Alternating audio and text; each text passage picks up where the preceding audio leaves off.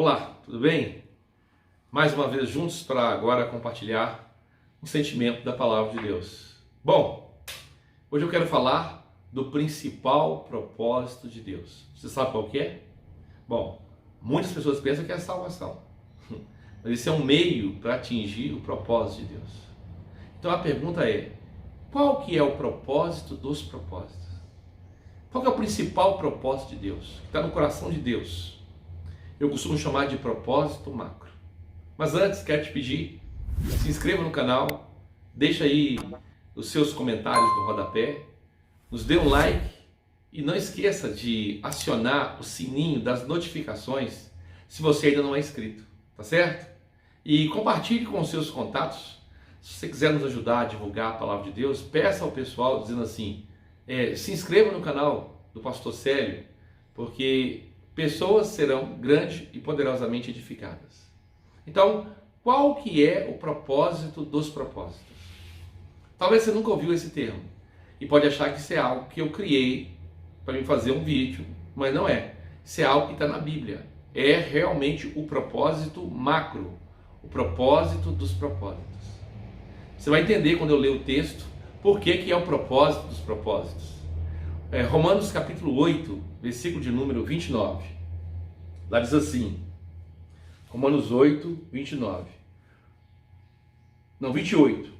Sabemos que todas as coisas cooperam para o bem daqueles que amam a Deus, daqueles que são chamados segundo o seu propósito. Então, todas as coisas cooperam para o bem daqueles que amam a Deus, daqueles que são chamados segundo o seu propósito. Bom, o que são todas as coisas? A gente pode definir todas as coisas de maneira básica como bem e mal. As circunstâncias boas, né? E as circunstâncias ruins. E aí, se todas as coisas cooperam para o bem daqueles que amam a Deus, daqueles que são chamados segundo o seu propósito, você descobre que esse propósito ele tem que ser algo macro, algo muito grande, tá certo? Então, qual que é o propósito dos propósitos? A primeira coisa que nós vamos aprender é o seguinte, vou dizer para você que o propósito dos propósitos não é mesmo a salvação, porque antes do homem pecar, lá na árvore da vida, se o homem comesse do fruto da árvore da vida, ele poderia alcançar esse propósito.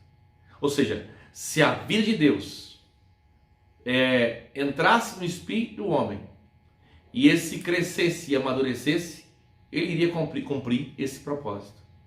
Quando você lê lá em Gênesis, lá fala assim, Gênesis, façamos o homem à nossa imagem e semelhança. Imagem é algo condizente com o aspecto interior e semelhança é algo condizente com o aspecto exterior.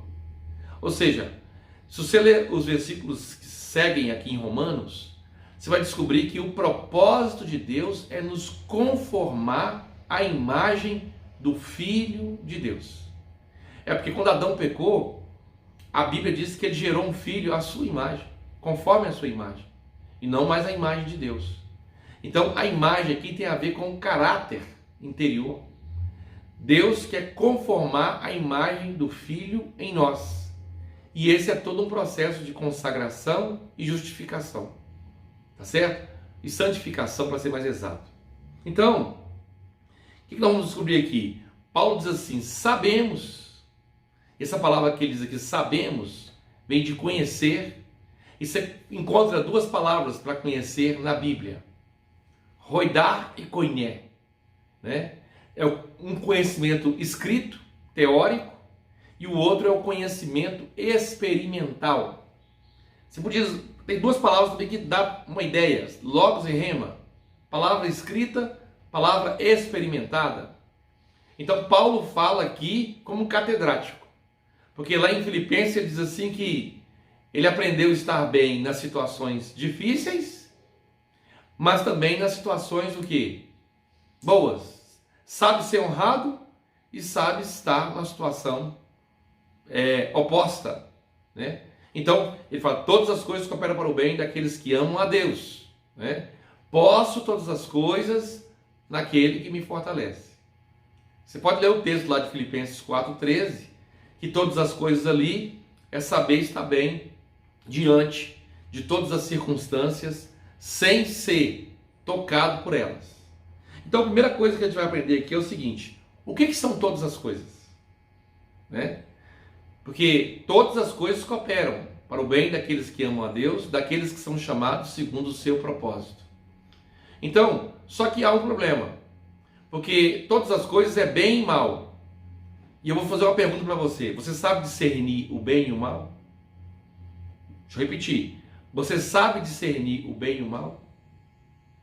A Bíblia fala assim: a vontade de Deus ela é boa, perfeita e agradável.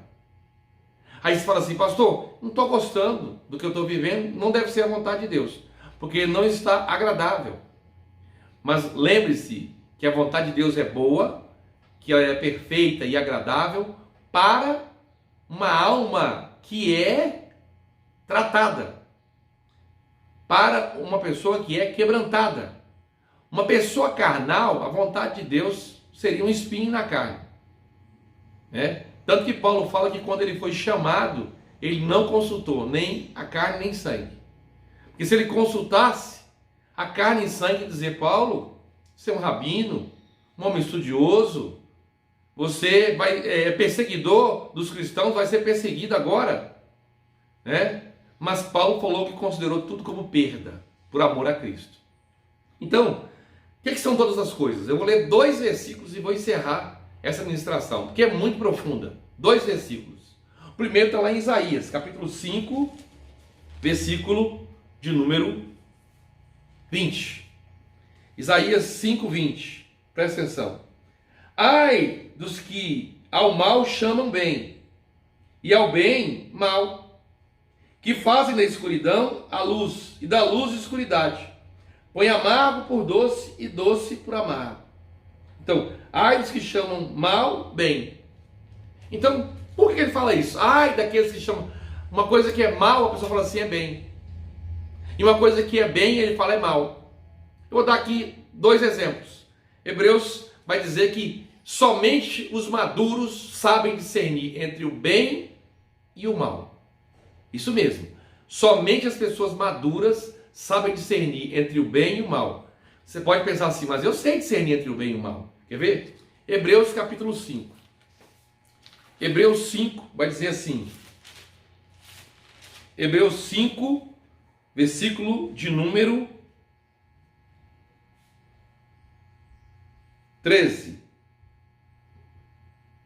Ora, todo aquele que se alimenta de leite é inexperiente na palavra da justiça, porque é uma criança.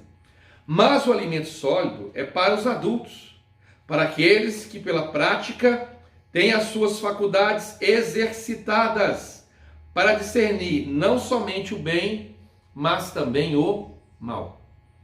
Então o que é o bem e o mal? Tá vendo? Por exemplo, eu posso dar aqui um exemplo muito legal. 2 Coríntios capítulo 12, versículo 10. Muita gente vai chamar aquilo ali de mal, mas Paulo chama de bem. É isso mesmo. Pastor, dá um exemplo. Eu posso dar, olha só.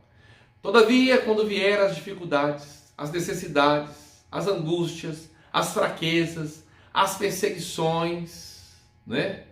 Eu me alegrarei. É o que Paulo diz. Porque o seu poder se aperfeiçoa na fraqueza. Paulo se alegra. 2 Coríntios 12, 10. Tá vendo? Paulo chama as fraquezas, as tribulações de bem. Isso mesmo. Né? E agora, e as honras? Né? E a glória? E o poder? O poder pode sucumbir qualquer pessoa. É um bem? Depende. É mais fácil um cristão se sucumbir na honra do que na tribulação. Porque na tribulação ele vai ficar mais dependente de Deus. Isso mesmo. Pensa uma pessoa que estava vivendo uma vida no mundo da maneira que queria. Aí descobriu que está com câncer. Aí ela volta para os caminhos do Senhor. Ela vai o quê? Se santificar mais. Ela está lá em Hebreus capítulo 12, lá fala que o Senhor vos disciplina para a santificação. Tá vendo? Então, agora imagina uma pessoa que não era ninguém e não tem nenhum equilíbrio, recebe poder, recebe dinheiro, a chance dessa pessoa se ensoberbecer é muito grande. Isso mesmo. Então, Provérbios vai falar que o teste para a honra, se você for reprovado, você vai se ensoberbecer.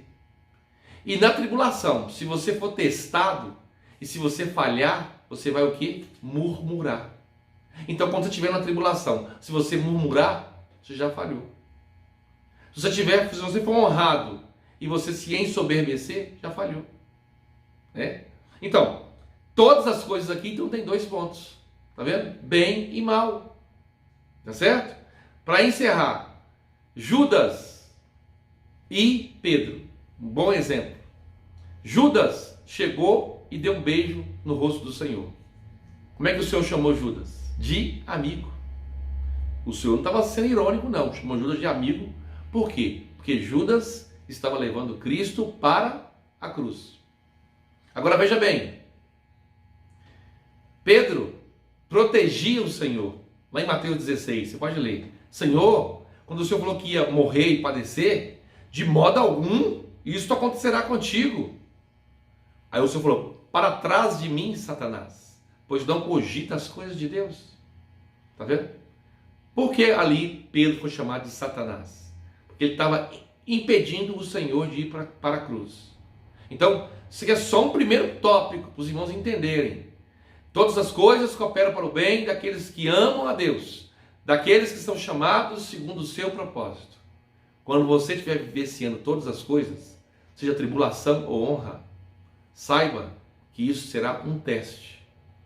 Tá certo?